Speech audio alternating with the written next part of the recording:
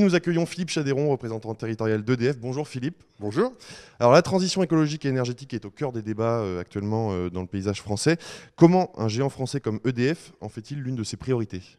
C'est une priorité parce que nous pensons, avec 97% d'électricité décarbonée en France, que l'usage électrique est l'usage d'avenir vis-à-vis du réchauffement climatique. Donc on va tout faire, nous, pour pousser les usages électriques dans l'industrie, dans l'habitat, dans la mobilité. Alors vous êtes aujourd'hui là pour remettre un prix dans le cadre du concours Créavienne. Vous êtes partenaire depuis plusieurs années.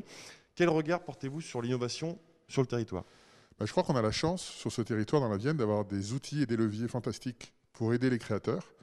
Je pense à la Technopole Grand Poitiers, je pense à Créavienne, qui est un très bel outil.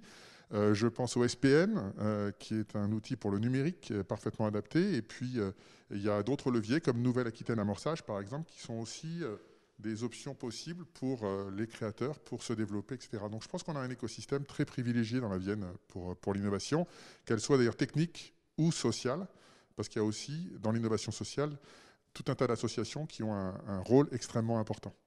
Et selon vous, comment les jeunes entreprises peuvent-elles s'engager et s'investir pour la transition écologique et énergétique ? Alors, je pense que les jeunes pousses, encore une fois, sont aidés par les structures que je viens d'évoquer aujourd'hui.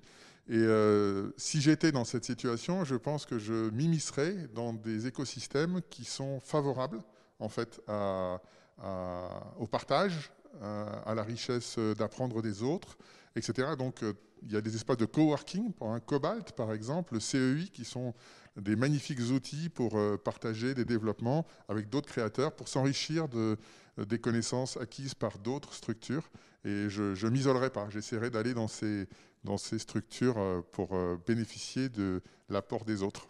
Alors reparlons un petit peu d'EDF. Quelles actions sont mises en place pour accompagner les jeunes entreprises que vous évoquez justement ?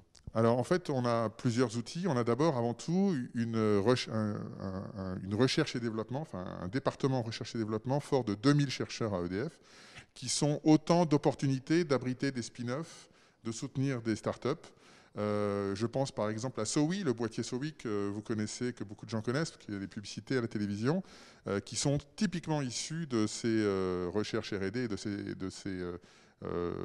ces apports qu'on peut proposer.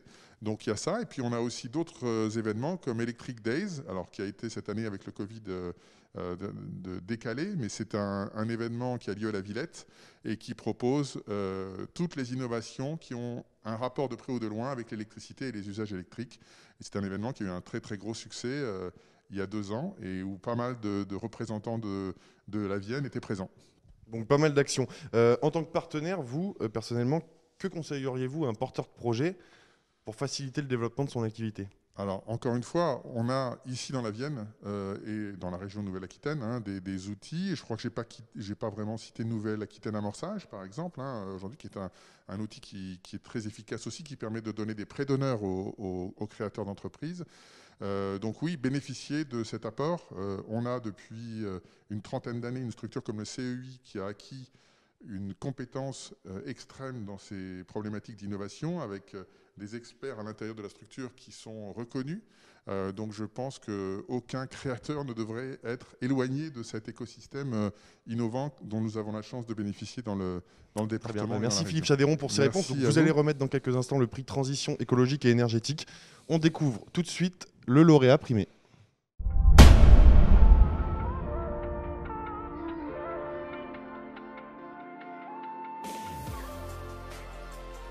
Notre produit phare, c'est un kit d'autoconsommation à installer soi-même et c'est aussi simple à faire qu'un jeu de Lego. Notre valeur première, c'est la qualité, la compétitivité et surtout l'accessibilité. On a vraiment mixé ces 3 valeurs pour qu'on ait un produit qui soit à la fois simple, accessible en termes financiers et en termes d'utilisation. Eh bien, bravo à Verson qui remporte donc le prix Transition écologique et énergétique du concours Créavienne 2020. Le trophée et le chèque remis par Philippe Chadéron. Voilà pour la petite image.